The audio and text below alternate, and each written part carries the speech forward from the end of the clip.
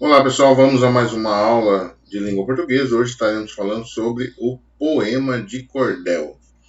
Bom, o que é poema de cordel, primeiramente? O poema de cordel é uma manifestação literária tradicional da cultura popular brasileira, mais precisamente do interior nordestino. Então, o poema de cordel, ele ganhou popularidade muito forte, foi no Nordeste. E aí o que acontece? Ele vai continuar a história. Os locais onde ela tem grande destaque são os estados de Pernambuco, Alagoas, Paraíba, Pará, Rio Grande do Norte e Ceará. Você vai perceber que só o Pará aqui que é do norte. Todos os outros estados são do Nordeste. Então essa é uma cultura muito forte deles ainda, o poema de cordel. Ele vem de uma época sem tecnologias, e aí ele vai explicar aqui um pouquinho melhor aqui, ó, depois eu falo um pouco mais. Ó. No Brasil, a literatura de cordel adquiriu força no século XIX, então por volta dos anos 1800, né? Sobretudo, perdão, ano 1900, né? Sobretudo entre 1930 e 1960.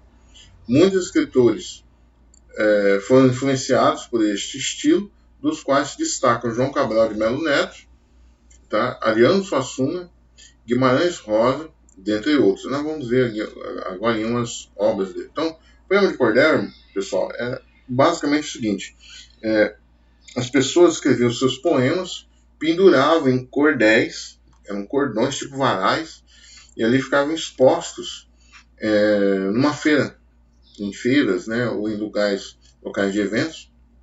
As pessoas expunham, né, as suas artes, né? E ao expor as suas artes, eles ganhavam dinheiro com isso, pessoas colocavam ali dinheiro, investiam neles, e ao mesmo tempo ganhavam notoriedade. Então você fala assim, mas que coisa sem graça, né? Pode falar assim. Mas pensa numa época assim, que não tinha televisão, não tinha internet, então o que as pessoas tinham que fazer? Elas tinham que se reunir num determinado lugar e ali apreciar as coisas que tinham ali, certo? Então apresentações, essas coisas. Então essa é a diversão do povo. Eu não tinha nem mesmo um rádio, né? Imagina, nesses anos de 1900 alguma coisa, nem o rádio ainda havia sido popularizado. Então a grande diversão era ali ler aqueles poemas, entender a arte daquelas pessoas, né? Hoje isso não é tão valorizado mais, né? Mas se você for no Nordeste, você ainda vai ver lá os varais estendidos, né, em muitas feiras, e ainda o poema de cordel, porque isso ainda é uma cultura muito forte ainda no Nordeste, certo? Origem, né? Nós falamos já sobre isso, mas só para dar uma reforçada, o termo cordel é de herança portuguesa. Essa manifestação artística foi introduzida por eles no país em fins do século XVIII. Na Europa, ele começou a aparecer no século XII, em outros países, tais quais França, Espanha e Itália, popularizando-se com o Renascimento. Em sua origem, muitos poetas vendiam seus trabalhos nas feiras das cidades. Então a pessoa gostava do poema, ela falou, quero levar isso aqui. Então ele vendia, ele tirava ali do varal e entregava para a pessoa, né? Todavia, com o passar do tempo e o advento do rádio e da televisão, lembra que eu falei para vocês, tá? Quando chegaram rádio e televisão, sua popularidade foi decaindo. Então aí as coisas foram mudando, né? As tendências foram mudando. Quais são as principais características do texto de cordel? Esse tipo de manifestação tem como principais características a oralidade, que é a fala, a encenação. Então, as pessoas que estavam ali, ao mesmo tempo que elas penduravam, elas encenavam os seus poemas. Né? Até hoje você vai ver lá poetas que ainda encenam. Né? Então, você tem hoje, por exemplo, aquele da programa Encontro, né? Ele ainda faz poemas de cordel, também ele faz. E as pessoas gostam quando ele declama ali os seus poemas. Então a oralidade é o forte, é essa entonação. Ele memoriza aquilo, entona, faz toda a sua entonação e chama a atenção das pessoas. E ao chamar a atenção das pessoas, ele consegue vender mais do seu trabalho. Então as pessoas vão se interessando por aquilo. Né? Braulio Bessa, né? Desculpa, tinha esquecido o nome do poema. E aí você vai entendendo ali como que é o trabalho deles. Então a oralidade era muito forte. Ao mesmo tempo que você podia chegar e ler, você também podia assistir a apresentação daquele poema, a encenação daquele poema. Deixava aquele poema mais vivo, como se aquilo tivesse realmente acontecendo ali naquele momento. Né? E a presença de elementos da cultura brasileira. Então, as características principais são essas, né? A oralidade e a presença de elementos da cultura brasileira. Você vai ver quem declama o poema de cordel tem um forte sotaque nordestino, né? Porque você viu ali que a origem é mesmo de lá, tá? Sua principal função social, quer dizer, entre pessoas, né, é de informar, ao mesmo tempo que diverte os leitores. Então ele informa algo e ao mesmo tempo, claro, de uma forma literária, artística, né, bem feita, bem elaborada, né, ao mesmo tempo ele também diverte. Aquilo ali é um entretenimento para as pessoas, né? Ele une duas coisas. Oposta à literatura tradicional, impressa nos livros, a literatura de cordel é uma tradição literária regional, tá? Mais especificamente ali mesmo no Nordeste. Sua forma mais habitual de apresentação são os folhetos, tá? Entre aspas até, pequenos livros com capas de xilogravura que ficam pendurados em barbantes ou cordas, e daí surge seu nome. Foi o que eu expliquei para vocês, tá? Ele chegava e pendurava. Não pensa numa folha só, eles escreviam muito, então aquilo ali você podia levar e ficar horas lendo aquilo ali, porque eles escreviam vários. E aí você tinha que ter toda uma artística para escrever, né? Qualquer um entender bem do que era produzido, né? A literatura de cordel é considerada um gênero literário geralmente feito em versos, tá? Então não é em prosa. Ela se afasta dos cânones na medida em que incorpora uma linguagem de temas populares. Então os cânones eles eram mais de questões nacionais, né? Então esse daqui ele vai pegar uma linguagem mais popular, então ele foge daquela linguagem mais culta e coloca assim até mesmo na escrita, você vai ver ali muito da questão do sotaque mesmo, sabe? Então você olha ali e fala, meu Deus, esse cara tá certo no que ele escreveu, né? Coisa esquisita, parece que ele errou tudo aquilo que ele escreveu. Não errou, foi intencional. É como se você estivesse lendo e ouvindo ao mesmo tempo aquele homem declamando, aquela mulher declamando aquilo ali, porque realmente ele queria mostrar a força da cultura regional nordestina dentro daquilo, mostrando a realidade, o cotidiano, e ao mesmo tempo que eles escreviam como falavam, escrevem como falam, eles trazem à tona, então, toda essa composição da sua cultura, para que quem lesse aquilo ali, ou ler hoje, né, ele como se vivesse aquela cultura deles. Assim como o gaúcho tem a sua cultura ali do chimarrão, do falar do tchê, aquelas coisas todas, o nordestino também tem uma força muito grande na sua cultura, e aí eles trazem isso dentro da cultura literária também. Então o poema de cordel, ele traz essa expressão nordestina, tá? Além disso, essa manifestação recorre a outros meios de divulgação, e, em alguns casos, os próprios autores são os divulgadores de seus poemas. Em relação à linguagem e ao conteúdo, a literatura de cordel tem como principais características. Então, aqui, ó, linguagem coloquial. O que é coloquial? Como eu expliquei para vocês. Do jeito que você fala, você escreve, né? Então, se a pessoa fala em té, em vez de falar até, ele vai lá e escreve em té, certo? Se ele fala mulher, em vez de falar mulher, ele vai escrever mulher, em vez de escrever mulher. Então, isso é o coloquial, do jeito que se fala, se escreve. O formal, não. Você sabe que você fala, por exemplo, tapete, como se tivesse um i no final, você fala dessa forma, mas na hora de escrever, você vai colocar com o i no final. Então, isso é o formal, você respeita a regra, respeita a ortografia, acentuação, tudo mais. E aí você traz o texto. Eles apreciam mesmo o jeito que se fala, valorizando a cultura nordestina, tá?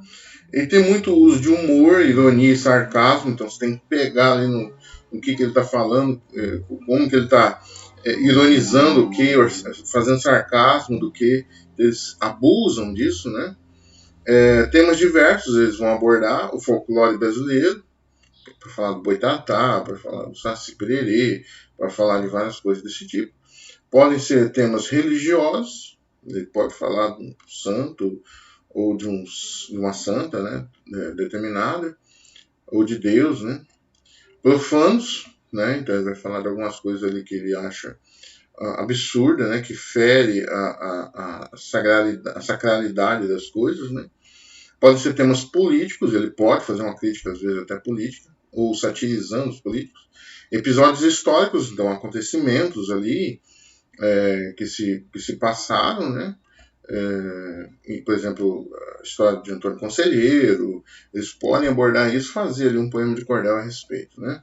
E a realidade social, da pobreza, da dificuldade, da luta, aquele que se levanta todos os dias para poder batalhar. Então ele vai trabalhar também a questão da realidade social, tá?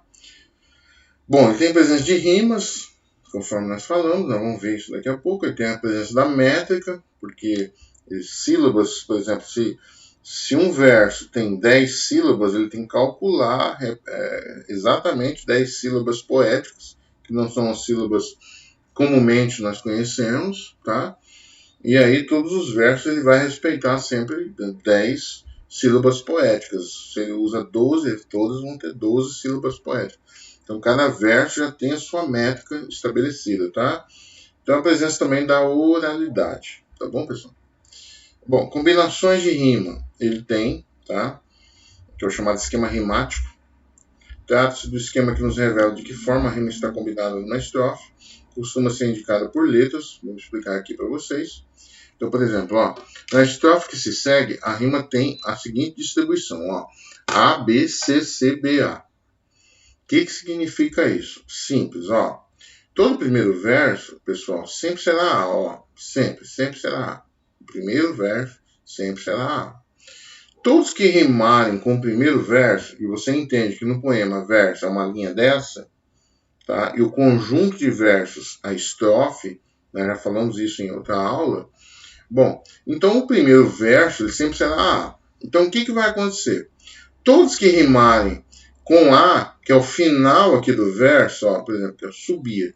Olha o verso. Mas a cada palavra que na noite subia, ó, tem um bia aqui no final, você tá vendo? Ou um ia aqui no final. O que vai acontecer? Todos que rimarem com o primeiro verso, que nós vamos chamar de A, eu também vou colocar A. Tá certo? Então vou ver qual que rima com ia. Ó, numa longa e larga curva, bom, não rima com ia. Em busca da exaltação, não rima com ia. Rebentava com uma bola de sabão, também não rima com ia. E era apenas água turva, também não rima com ia.